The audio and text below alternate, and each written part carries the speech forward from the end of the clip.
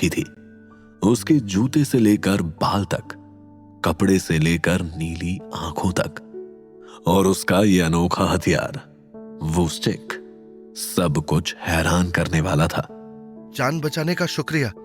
वैसे तुम हो कौन? मृणाल, तुम मुझे जानकर भी नहीं जानते, पर मैं सब जानती हूँ। मृणाल की नजर आत्रेय के अलावा आसपास चारों ओर घूम रही थी, जैसे मानो उसे किसी खतरे का आभास हो। वो बिल्कुल अलर्ट थी। उसकी छड़ी अभी भी उसके हाथों में थी। तुमने उस दिन पानी में भी मुझे बचाया था, और उस दिन को भूल जाओ आत्रेय, क्योंकि अभी तुम्हें बहुत कुछ याद रखना है। मृणाल इतना कहकर जंगल में यूं ही चलने लगी। आत्रेय भी उसके पीछे पीछे चल रहा था। आत्रेय अच्छी तरह से समझ रहा था कि मृणाल चारों तरफ कुछ ढूंढ रही है, या वो किसी से बचने की कोशिश कर रही है। अब कोई टेररिस्ट बाकी नहीं है, तो डरना कैसा? बल्कि तुम्हें तो डरने की जरूरत भी नहीं है। तुम्हारी ये अमानत, इसे संभाल कर रखना, बस यही लौटाने आई थी। मृणाल ने वही ट्रायंगल शेप का मेटल ऑब्जेक्ट निकाला जो सुनहरे रंग में चमक रहा था, और आत्रेय की ओर बढ़ा दिया। ये तो वही ऑब्जेक्ट है जो मुझे पानी में मिला था। नहीं, मैं इसे हाथ क्यों लगाऊं? इसके बाद ही बिजलियां कड़कने लगी थी। It's something dangerous. अभी ऐसा नहीं होगा, पकड़ो इसे। मृणाल ने सुनहरी ट्रायंगल ऑब्जेक्ट को जबरदस्ती आत्रेय के हाथ में रख दिया। आत्रेय को मृणाल के हाथों का टच अच्छा लगा, और उसे पानी के अंदर का वो दिन याद आ गया। मृणाल उस ऑब्जेक्ट को देते ही पलटकर वहां से जाने लगी। सुनो मृणाल, तुम इतनी अजनबी भी नहीं हो। अगर होती तो उस दिन किस ना करती। मुझे तो सब याद है। आत्रेय की बात सुनकर मृणाल के कदम रुक गए।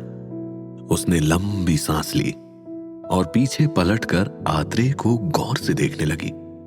वो इस बार उस दिन हुई बेवकूफी को दोहराना नहीं चाहती थी। सीपीआर, वो किस नहीं था, सीपीआर था। याद रखना, मरते को बचाने के लिए बहुत कुछ करना पड़ता है। यहाँ मृणाल और आत्रेय एक दूसरे से बात कर रहे थे। वहां तमस उस काली अंधेरी दुनिया से निकल धरती पर आ चुका था। उसकी नजरें अपना शिकार ढूंढ रही थी। वो देखने में पतला दुबला और बहुत घिनौना सा था, पर उसकी आंखें बहुत बड़ी थी। वो द्वारका के आसपास चारों ओर घूम रहा था। तमस की मौजूदगी का एहसास मृणाल को भी हो चुका था। वो जल्द से जल्द आत्रेय को इस जंगल से दूर भेजना चाहती थी, और खुद भी अपने लोक वापस लौटना चाहती थी। वो सीपीआर तो नहीं था। तुमने बड़े प्यार से किस किया था, जैसे मुझे हमेशा से जानती हो। पर क्यों और कैसे? मैं तुम्हें नहीं जानता। और ये मेटल ऑब्जेक्ट देने का मतलब क्या है? उस दिन क्या हुआ था? इसको छूते ही बिजलियां कड़कने लगी थी। मुझे करंट का झटका लगा था। मेरे सर में बहुत दर्द हो रहा था। डॉक्टर भी कुछ एक्सप्लेन नहीं कर पाए थे। पर लगता है तुम सब जानती हो। बताओ मुझे, तुम इतनी अजीब क्यों हो और कहां से आई हो तुम? देखो आत्रेय, इतना कुछ समझाने का वक्त नहीं है। बस इतना याद रखना कि अब तुम किसी पर भी भरोसा नहीं कर सकते। जो तुम्हें अपने से लगते हैं वो कब बदल जाएंगे पता भी नहीं चलेगा। और अपने सपने पर भी भरोसा मत करना। बाकी रही बात मैं कहां से आई हूँ, तो मैं तुम्हें अपनी दुनिया ले जाऊंगी, लेकिन अभी नहीं। तुमने दूसरा स्टेज पार नहीं किया। ये दूसरा टेस्ट क्या है? तुम नॉर्मल नहीं हो आत्रेय। तुम्हें खास काम के लिए चुना गया है। अभी सब कुछ समझाने पर भी तुम्हें समझ नहीं आएगा, लेकिन याद रखना, जिस दिन तुम दूसरा स्टेज पार कर लोगे, तुम्हें सब कुछ अपने आप समझ आ जाएगा। तब तक इस मेटल ऑब्जेक्ट को अपने पास संभाल कर रखना और लोगों पर कम भरोसा करना। मृणाल इतना कहते ही तेजी से एक पेड़ पर चढ़ गई, और एक पेड़ से दूसरे पेड़ पर बड़े आराम से छलांग लगाती मृणाल आत्रेय की नजरों से अचानक ही गायब हो गई। वो उसे चारों ओर ढूंढता रह गया। जंगल को पार करती मृणाल समुद्र के किनारे खड़ी थी। उसने हाई स्पीड जेट की तरह पानी में छलांग लगाई, और मिनट में समुद्र की गहराई को पार करती अपनी जगमगाती दुनिया पहुंच गई, जहां इस बार क्रिस्टल फूड के सबसे ऊपर उसके बाबा उपेंद्र उसका इंतजार कर रहे थे। विराट ठीक कहता है मृणाल। जो भी करना सोच समझ कर करना, खुद को खतरे में मत डाल लेना। मैं ध्यान रखूंगी, पर आत्रे को वो त्रियंत्र देना जरूरी था और ये आप भी जानते हैं। क्या उसने उसे स्वीकार कर लिया? वो सब कुछ समझ गया? समझ जाएगा बाबा, उसे थोड़ा वक्त देना चाहिए, फिर मैं उसे आपके पास ले आऊंगी। आप उसे ज्यादा अच्छे ढंग से सब कुछ बता सकते हैं। मृणाल और उपेंद्र को बात करते दूर से मृणाल का भाई और कालपी का राजा विराट सुन रहा था। विराट को मृणाल का आत्रेय से मिलना बिल्कुल अच्छा नहीं लगता है। गुस्से में बेचैन विराट वहां से चला गया। इधर आत्रेय भी मिलिट्री हॉस्पिटल पहुंच चुका था, जहां समीर एडमिट था। समीर की हालत खराब थी। समीर का इलाज चल रहा था। बाहर कबीर बैठा हुआ था। आत्रेय भी कुणाल के पास जाकर बैठ गया। अब कैसा है समीर? कंडीशन क्रिटिकल है, 24 घंटे अंडर ऑब्जर्वेशन रहेगा, उसके बाद ही डॉक्टर कुछ बता पाएंगे। समीर और कुणाल आत्रेय के साथ मिलिट्री ट्रेनिंग कैंप में भी थे। उन तीनों में अच्छी दोस्ती थी। आत्रेय और कुणाल समीर की हालत से दुखी थे। आत्रेय उठकर आईसीयू रूम की छोटी सी ग्लास विंडो से समीर को देखने लगा और उसी समय कॉरिडोर से चलता हुआ तमस आया, जिसने काले रंग की ढीली शर्ट, काले रंग की जीन्स पहन रखी थी। उसकी हाइट ना ज्यादा थी ना कम। वो अजीब सी नजरों से कुणाल को देखने लगा।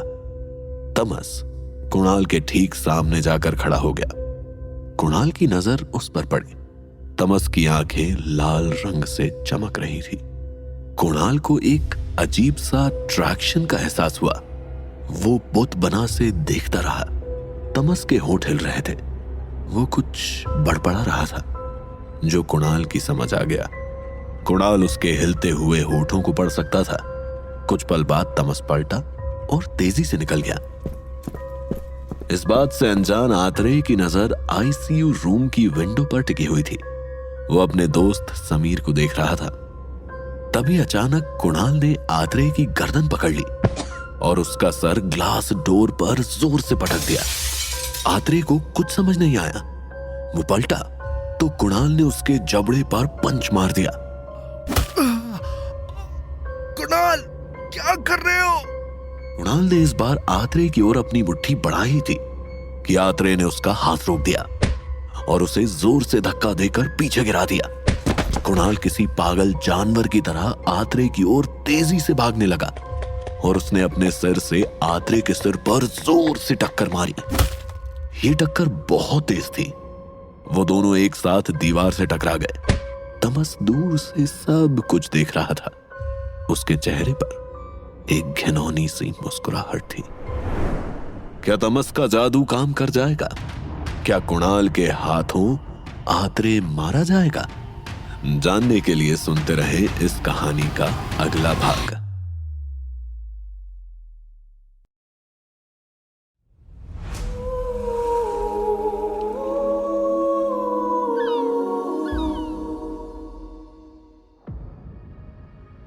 आत्रेय अपने शरीर में एक अजीब सी एनर्जी महसूस कर रहा था। वहीं कुणाल के अंदर भी तमस की अनोखी ताकत थी।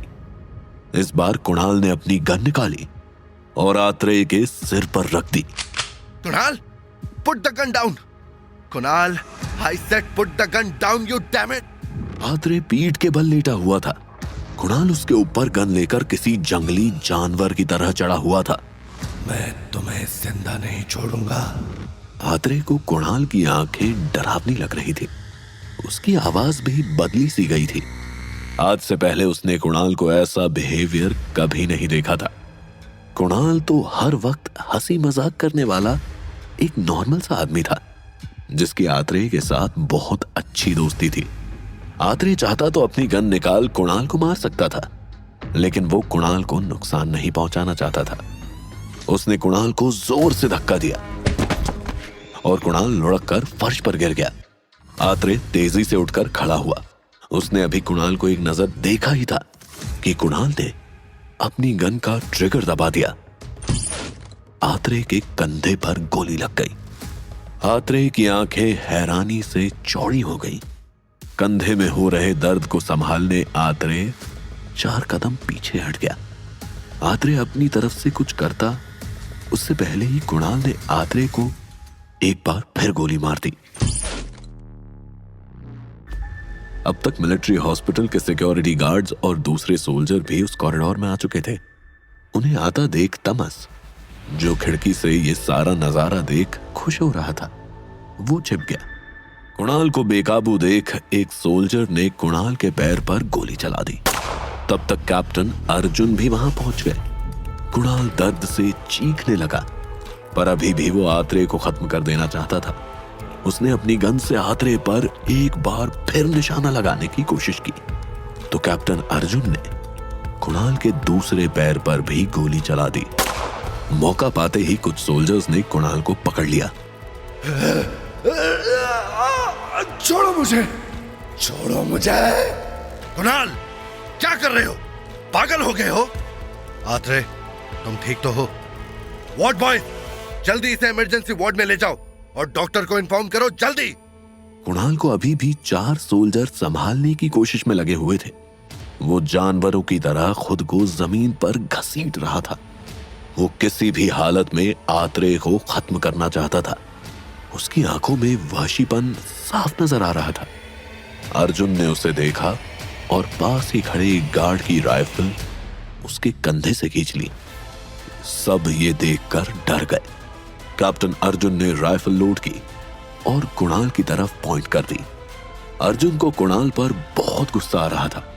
अपने गुस्से पर काबू करते हुए कैप्टन अर्जुन ने राइफल के पिछले हिस्से से कुणाल के सर पर जमकर वार किया, पर कुणाल पर कोई असर नहीं हुआ। वो अभी भी पागलों सी हरकतें कर रहा था।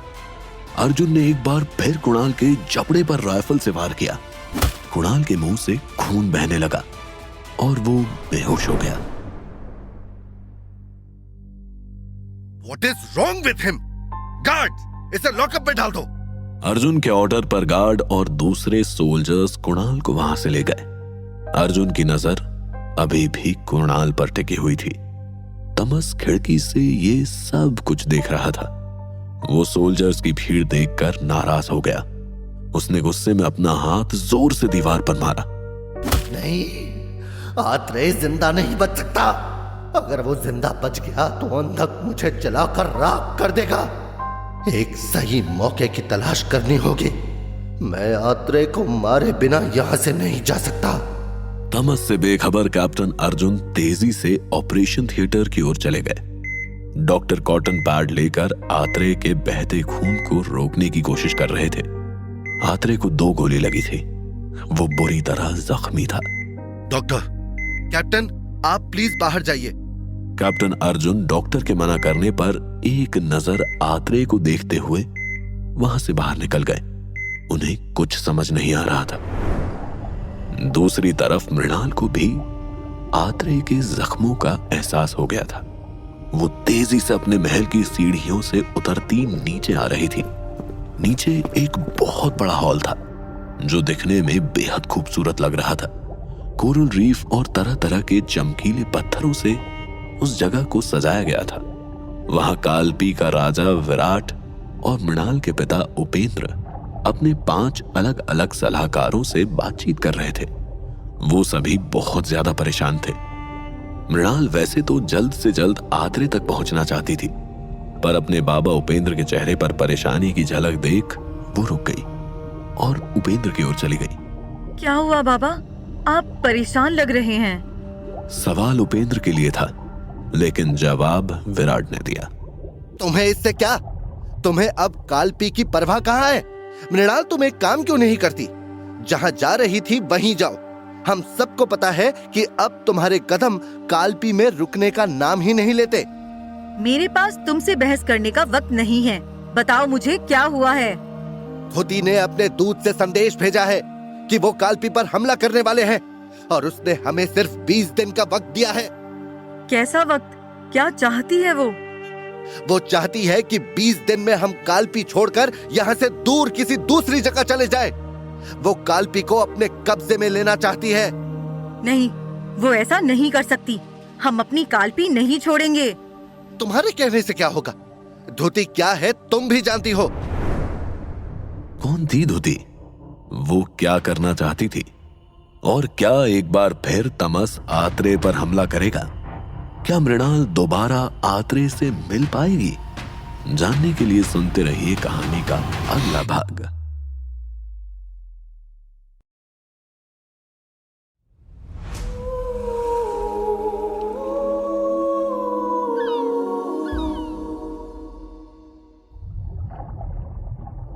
यहां विराट, उपेंद्र और मृणाल धोती की बात कर रहे थे।